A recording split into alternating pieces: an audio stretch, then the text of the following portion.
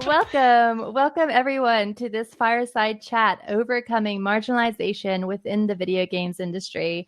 I hope you all have had a great conference so far. My name is Lauren Kaye. I'm the host of She Plays Games podcast, where I talk to women in the video games industry about their experience in the industry to help promote more visibility and share resources.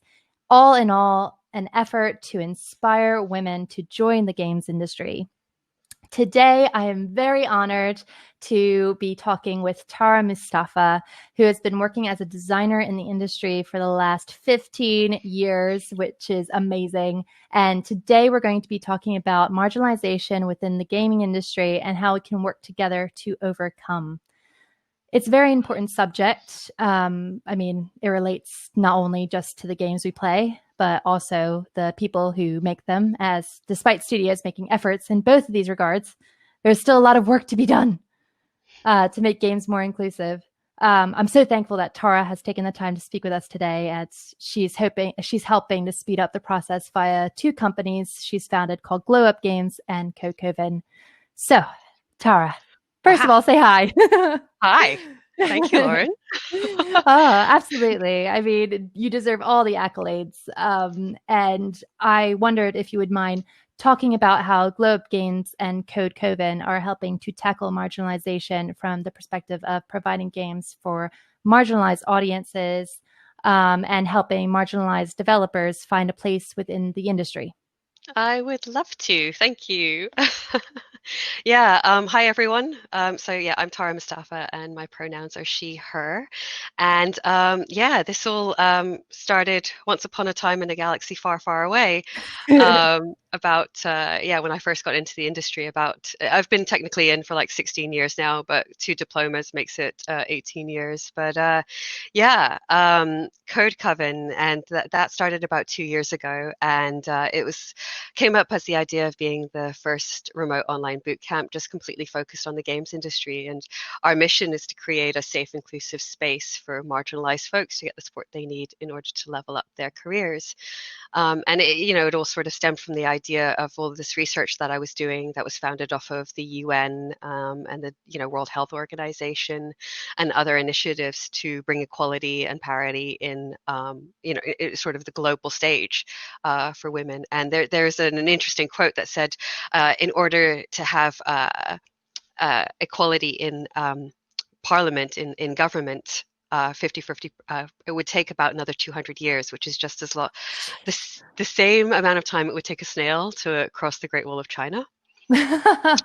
I was like, oh, that hurts, Yeah. Let's see if we can speed that up a little bit, it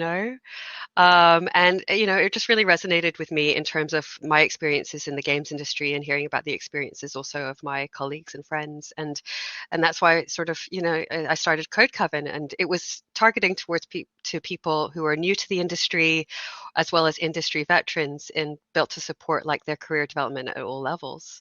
We wanted to create programs that help enable not only technical skills, which is what a lot of vocational colleges focus on right now. It's just like, okay, here's the how-to of a step-by-step process of how you code, or how you write a game design document or a project plan. But what about the other hurdles that we kind of have to tackle? And going to like the School of Life, I'd learned about, sort of professional development. School of Life is an actual school and organization, and it has courses like how to, public speaking, or how to be confident, and how to present yourself, and all these other different ways of thinking, and being able to talk and find strategies to overcome some of these hurdles. And I thought, well, what if we incorporate all of that into an online remote boot camp that especially is targeted to people who want work-life balance to further their careers and to break that glass ceiling.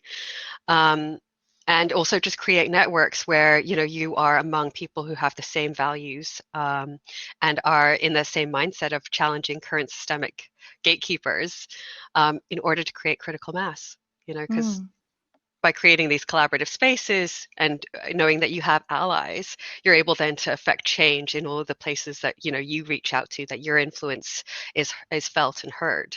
So that's why I'm all about this idea of critical mass. And yeah, and it was funny because actually in developing Code Coven, I had reached out to a friend of mine, Dr. Mithu Kandakar, to talk about how I develop a really robust curriculum. And at that time, she was like, "Listen, I'm starting something new. I'm starting this thing. I don't know what to call it right now, but a game studio, and I'd love for you to be a part of it." And that's when we came together with Latoya Peterson to create Glow Up Games, which is the first, as far as we know, game studio founded by women of color. And we have a combined experience of over 30 years in the industry, which Mm. is kind of crazy when you think Yeah. about it. And we don't like to admit it because it just gives away how old we are. Um, Hey, no, age is nothing. Age is nothing. It's age just ain't you're nothing but a more number. fabulous. Oh, Yeah, you're yes. more fabulous. But yeah, the mission with Glow Up was to create rich narrative games for underrepresented majorities and to go to where that audience is and serve the underserved. And in full disclosure here, I've recently transitioned and stepped away from my role as Chief Design Officer and co-founder at Glow Up. Um, the team there with their support, with their love, they've been wonderfully supportive and loving about this, but they know that the work I have to do with Code Coven is so important. And we always joke about that because in the journey that we've had of over hundreds of sort of investor talks, pitching, development talks, and building up the game that we have started for HBO's Insecure, Mm, um, we realize like there is actually a problem with trying to raise money as women founders in a tech space. And so mm. they're like, okay, well, Tara, go solve that problem with Code Coven. I'm like, all right, let me do that. Support Yeah. you guys over here. So I've transitioned to an investor role with the team, and I fully believe in what they're doing. But yeah, I've kind of stepped away from being so hands-on with Glow Up just to focus on what we're doing with Code Coven. Yeah, I think it's because it's also just it's such a new experience and such an amazing opportunity for people like that having to spread yourself, like having to just keep yourself very, very focused on Code Coven is like so important, especially considering how much help it's going to give so many people. Yeah, I mean that's what we're hoping. Yeah. Like it's kind of when it was funny because we just wrapped up something called the summer program, and Mm. there was the cohort that participated in the summer program. And just to give everybody a bit of background, the summer program was designed, all right, May 6th or something like that. Go back to I the was on very a call beginning. back to the beginning with my colleagues at the Code Coven team, and we were just like, there's so many people being affected by the cancellation of internships. Mm. Um, live on in-person internships because of COVID.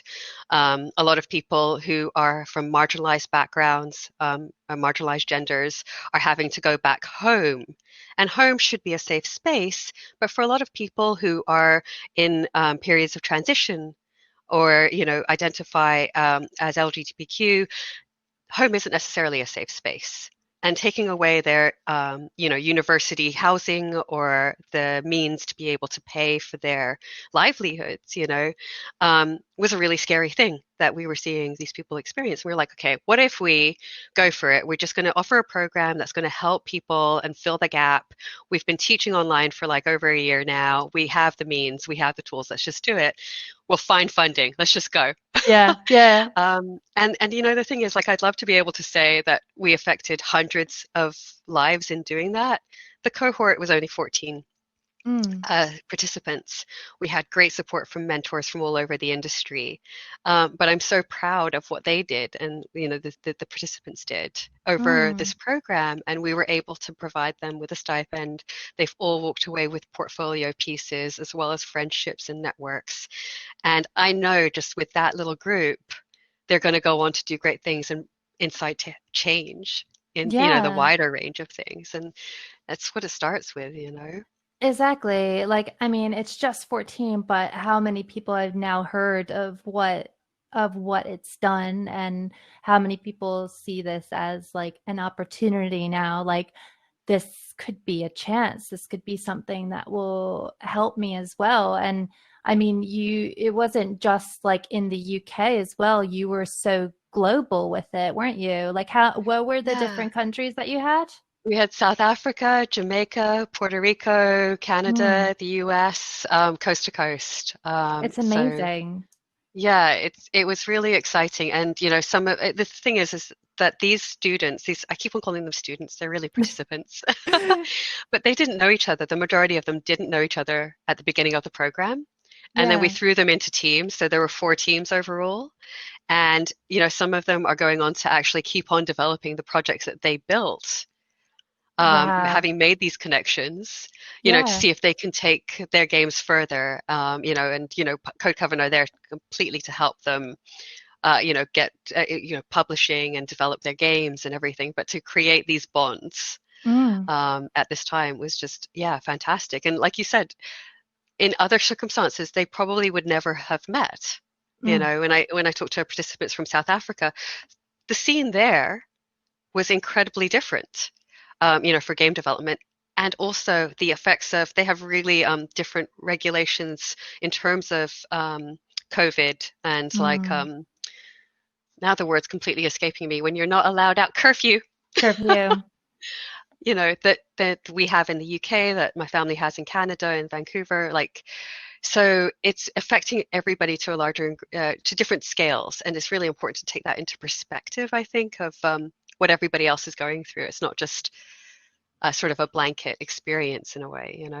Yeah, I mean, you can't help where you're born, but you have the dream inside you because you can still see everything. I mean, the internet has like given us that, isn't it? It's given us the vision of what's possible, but you can't help where you're born. And I'm seeing more and more now people from places where the industry is quite small, like Jamaica, like South Africa, Mm. like Thailand and or Vietnam. Like there's a lot of places where there's not only the games industry is small, but the pool of women in those industries is very small as well. So it's incredible how, with things like Code Coven, like it's really giving them the chance to meet people that they wouldn't have otherwise even had a chance to meet. Like that's really, really, really cool. And it makes the world feel a lot smaller in a nicer sense Yeah, than it ever exactly. was before. Would you mind also like talking about your experience? Because I know you've had experiences with marginalization yourself throughout your career, and like why did this or what encouraged you to like take a stand? Um, yeah. It's a really tricky one, because I know that everybody's lived experience is completely different, and I would have to say that here's the funny thing, I'm possibly lucky in having not experienced a lot of the horror stories that I've heard, Mm, other women in the industry and marginalized folks in the industry experience. At the same time, there's often times where I question, would did that happen because I was a woman, or I am a woman? mm, And it's sort of that moment where you're just constantly questioning yourself and going, am I crazy? yeah. And using that kind of language, and you're just like, well, why am I second guessing myself? Which is also systemic problems. But, like, so, yeah, I'll tell you a bit of story I kind of share, is that got into the industry, like I said, about, I went to Internet College in Montreal, then I went to VFS in Vancouver, and then I got my first job. And I remember sitting at my desk in my first job and being the only, female designer. Mm, And there are more designers coming up now, which is really great to see.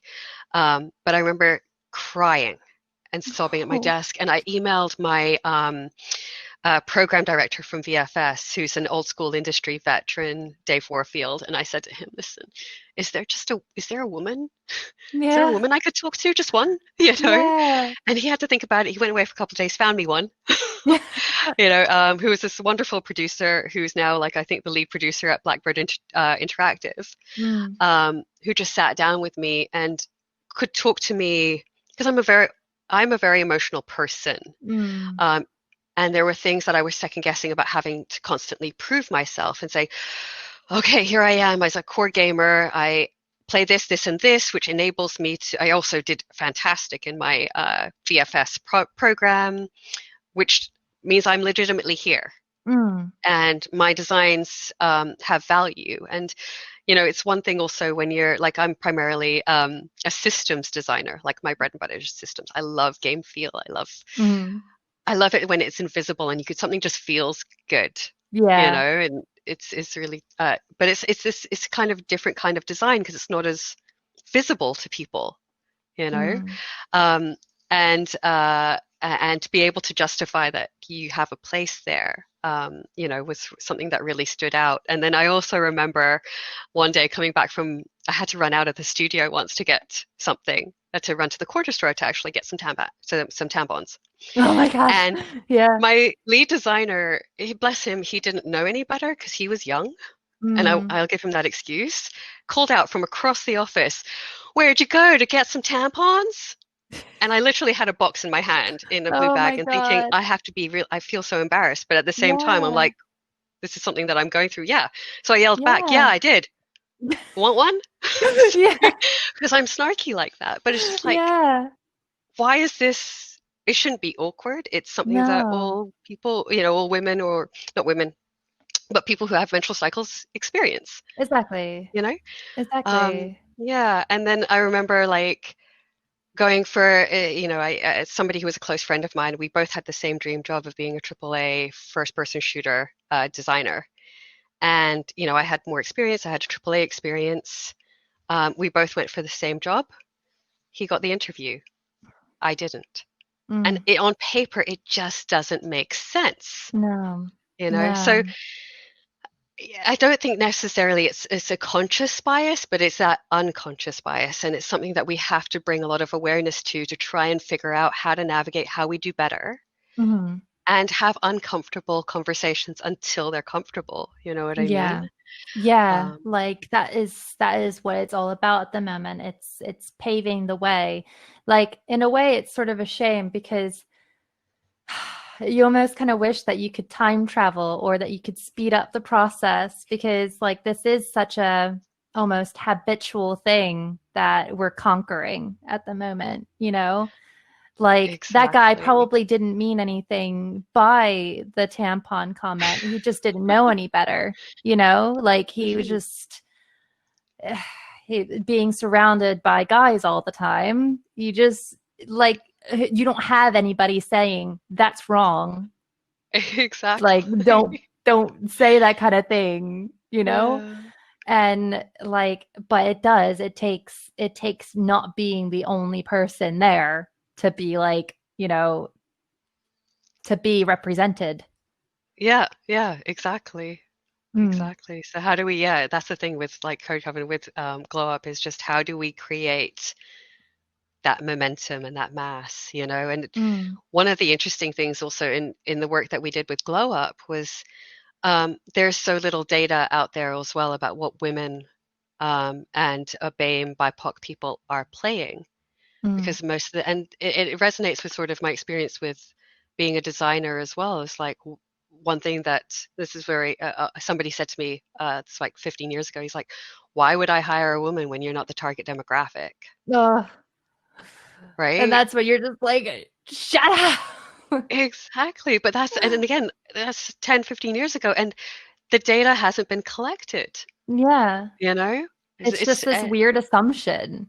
Yeah. So when you're out there trying to hustle and trying to raise funds and saying, well, listen, there's an audience out there. 50% of, gamers are women, Mm.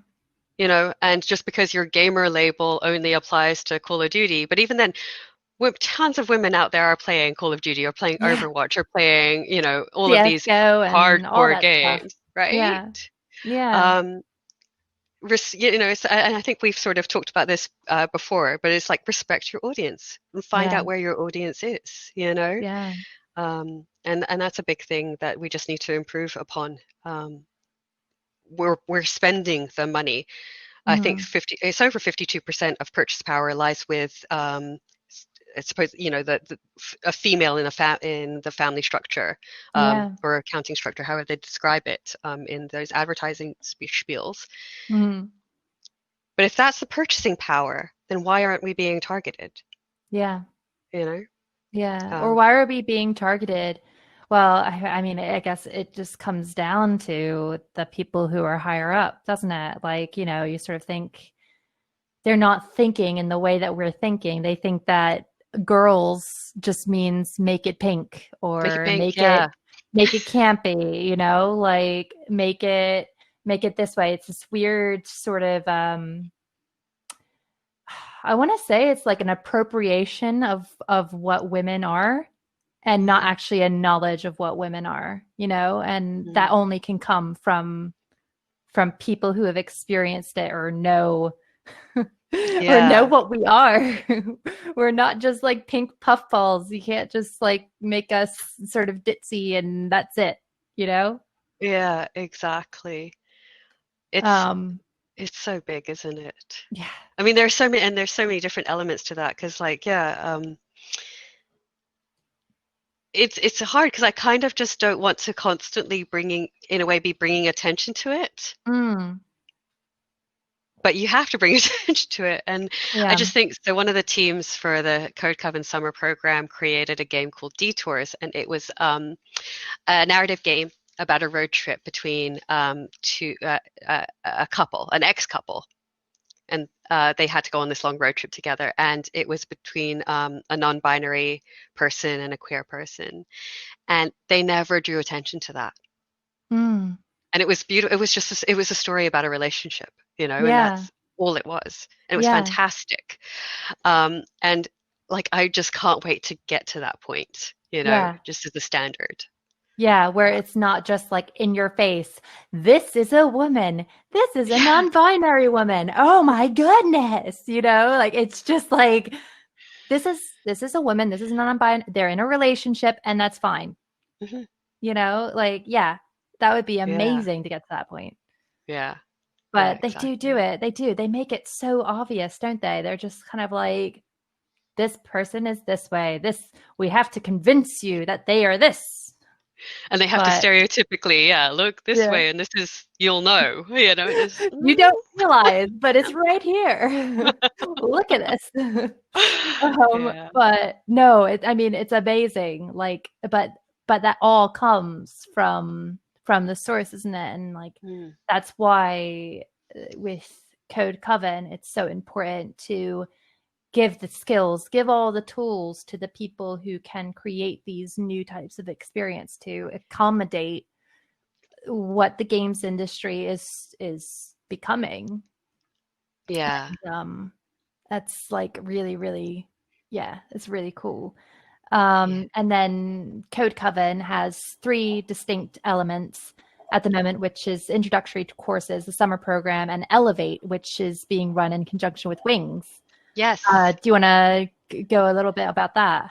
Yeah, I'm really excited about that. That's going to be kicking off in about a week. So what it is in conjunction with Wings, who pull together some money for from the GDC Relief Fund, Mm, which was money pulled together by wonderful sponsors from across, the industry, to help those who've been affected by the cancellation of GDC, like they lost their travel expenses, and for small indie developers, that's a huge cost. it's I know. horrible, yeah. As well as the financial burden, they also missed out on any publishing opportunities, networking opportunities. Like, the value in these conferences is significant. And, it's great to have something like the Women in Games Global Conference where we get to talk and network like this. But, Mm, um, after Wing said we'd been talking to them about what we were doing with the summer program, they said, we've got this extra funds. What if we could do the same thing and create an incubator program using these mm, for people who were affected by the cancellation, to help them get over the finish line to either a publishable game or a pitch ready prototype. mm, And so, we're just finalizing the details now, but we've got a wonderful cohort that's lining up for this 14-week program. Again, they're getting small stipends, but wonderful support from mentors across the industry, global participation, And yeah, I'm really excited, and a really great diversity within the Mm. cohort. So I'm excited about the games they're going to bring to the market, and the kind of social impact and structures that they're going to bring as well, because they're all in line with Code Coven's values. Mm. And just a little bit about like the intro to game making course we've been running for a while now, but last again in June we kicked off it was an 8-week program, and because of the kindness of sponsors, quite a few people bought scholarships for BAME BIPOC individuals, and we had 8 scholarships for BAME women. And one of the things that they all said was, because we keep our class sizes really small. We like to play into the idea of a coven. So it was about 13 students. And they said, we've never seen so many of us represented. And this is just another point I want to sort of everybody to resonate on. To think about, if the games industry is less than 20% female, which is terrible in terms of development, consider this. Last year, globally, it was 3% Black. And that's gone down to 2%. Just wrong way. Gone down. Yeah. Yeah. So let's move all of that up, and do the work. And I was so inspired by the participants from the BAME scholarships that we were able to do, because the work, the representation they showed in terms of the characters they created and the impact that they can have and the options they have available is so important. So I think we just got to keep on moving that dial, Absolutely. Completely. And I think we're jump in here because you guys are running out of time, and there are so many questions. I know. And I don't want people to miss out, because I know I'm disrupting your rhythm, and I'm so sorry. It's absolutely okay. Yeah, no, it's fine. Are we moving to the Q&A, right? I think we should probably go to the Q&A. I mean, I'm happy to do it, or Lauren, you can carry on and ask the questions, whichever makes it easier for you guys. Do you want me to jump in and catch up with them, or Lauren? We can make the jump. What do we do? Do we just stay? Let's just go through. So I mean, all right, cool. The first question is from Constance. Code Coven, is there an upper age limit? No. Yay, that's good. Get in. I'm about to turn 40, so I'm like, no age limit is a great thing. Yeah. Easy question. Done. Yes, done. Check. How would you recommend developing a game design portfolio? Oh gosh, that's a big one, isn't it? Yeah, it depends on the kind of designer that you are. Oh gosh, I don't even know how to broach that one. I mean, I know there's a lot of like narrative design in terms of samples and things like that. I have everything because I'm old school up on a YouTube channel of all of the games that I've created or levels that I've built. And you know what? Actually, I think Jean Leggett is talking later today. Yes. Oh my gosh, revolutionizes your portfolio, your CV. Yeah, she's just awesome. magic. Yeah. So okay. Check that one out. Check her out. Yeah. I'll write your name. So next question is from Jonathan. Have you worked much with companies or studios to support their employees that belong to marginalized groups? And he says that I'm part of our studio's learning drive at the moment, and it would be fantastic to be able to point employees towards resources that they felt particularly catered for and respected them, but that they might not be in a position to sign up to an entire course. So is there anything out there that you've seen that's good? Yeah, I think there's a lot of great communities out there. I know that, with the work that we do at Code Coven, we work with a lot of studios to be able to do smaller workshops or courses to be able to help studios in a one-to-one kind of relationship to facilitate their needs. And we're always looking for great partnerships with that. But there's really great initiatives like BAME Games, POC and Play, yes. Of course, Women in Games. Obviously. Which have really fantastic resources. But I'm trying to think. I know there's like girls in games and stuff as well. There are, and there's also, I think, the great groups like Black Girl Gamers who are out there doing some amazing streams and events, and are really exciting. I mean, our community booths in the expo have a good range. So sorry, I've jumped in there, but there is some great communities out there that are really, really pushing it. So I'm looking, you've got so many comments about what that's happened to them in studios. So I mean, it's a totally... It's quite universal, unfortunately. It's really sad, isn't it? But, you know, generally women can come up with at least one statement they've heard. Can we just do like a class? Like, can there just be like a session in like every studio where they just like how to talk to women 101? How to talk. It is. What not to say. You think it in your brain, you keep it in your brain, okay? Some things just inside voices. Yeah, exactly. Totally that. Oh, Anna has said, can I come and be part of the Code Coven as a 3D artist? So of course. Come in. Join everything. Oh, I mean, that's the thing. It's not just about coding. We're doing game design, art, audio, everything. We need to get all the numbers up everywhere. Production, project management, podcasting, Final Fantasy expertise, Lauren.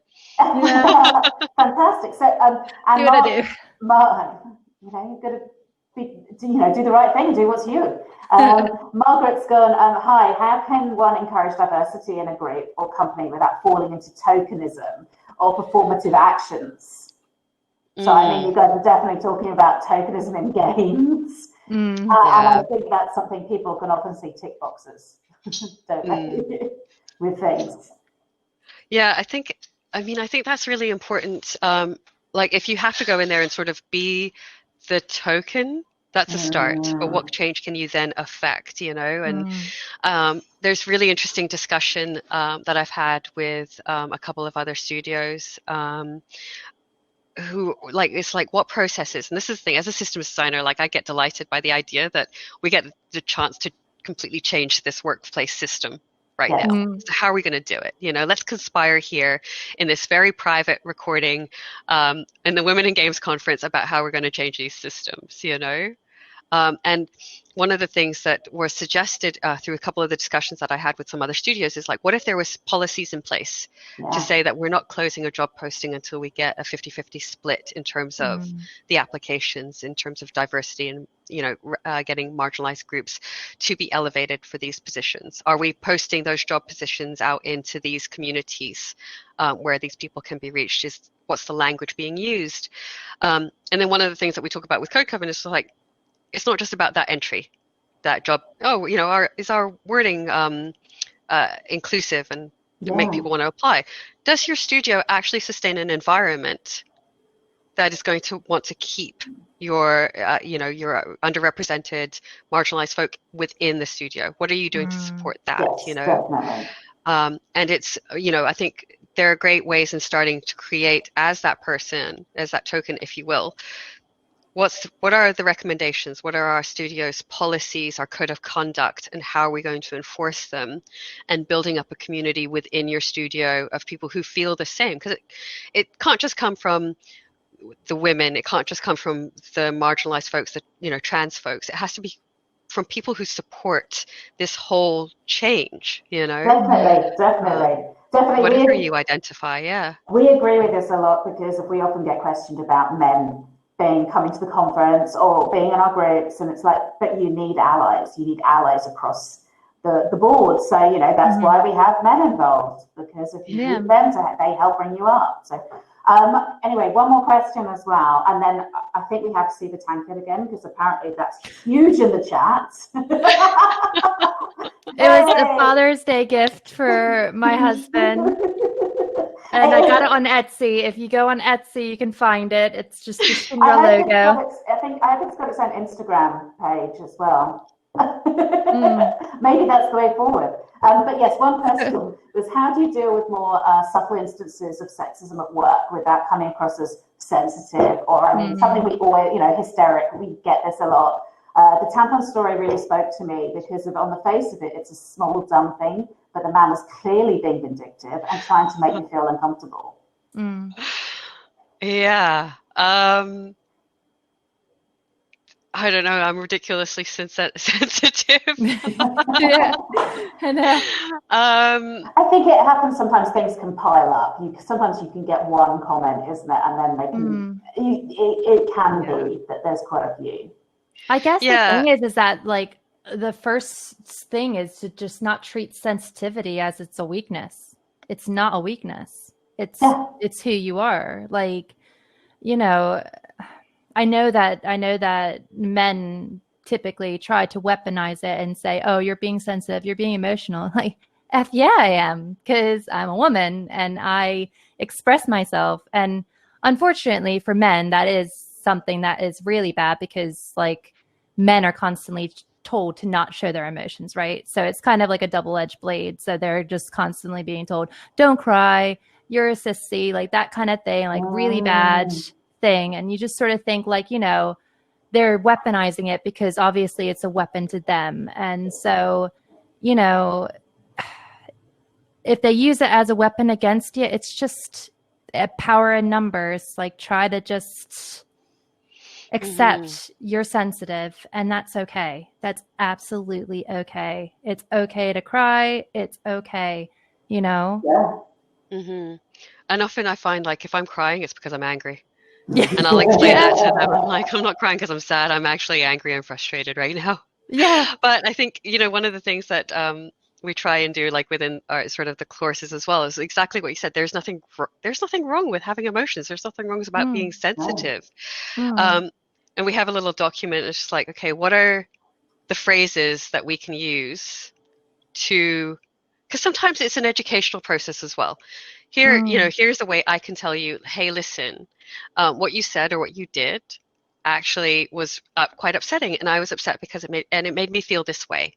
I would really like it if you didn't do that in the future. And for that person, if they turn around and go, "Well, you're just being insensitive and you're an idiot," then you're just like, "Well, no, you know, actually, this is this." You know, have that discussion where they say, "Oh my gosh, I'm so sorry, I didn't realize," or "I will try and do better." Yeah. You know, like there is that discussion to be had, and it's really hard, like you said, also with the double-edged sword, because it requires a level of almost confidence to be able to say, "Hey, that made me feel uncomfortable." And I remember one of the cohorts. They were doing their demo presentations with us, again with the detour story, and they said around one of their slides that one of their core pillars around their studio was because they're gay and they have love in their hearts, and they said it kind of quietly, and I'm just like, please make sure that's like 128 points across font across this screen, and say that you're gay and have love in your hearts, and that's your bloody core pillar. Own it, you know. So if you step into that, and I think. But it's really hard to have that confidence when we have been trained out of it, you know, and even as, you know, historically and systemically as, you know, the role of men and what men are, you know, the idea of you have to man up. Yeah. What is that? You know, I who know. has to do that? Nobody, you know, whether you're a man or a woman, like, it's just, hey, you have feelings. You are a human, you know. And it's okay. Yeah. It's really okay, yeah. You cried for like the first like portion of your life. Trust me, I know. You like. Can I just say it's been so lovely chatting to you, ladies, and listening. And I know that I think the rest of the group as well would happily hear you talk for a long time. It's so good. Yeah. But we might have to say goodbye. So thank you so much, Tara, and thank you so much, Lauren, for your time and talking to us and talking to the community. I know you can see that everyone's saying thanks. So we will see you soon. But thanks so much, and enjoy the rest of the conference as well. Oh, thank you guys. Take care.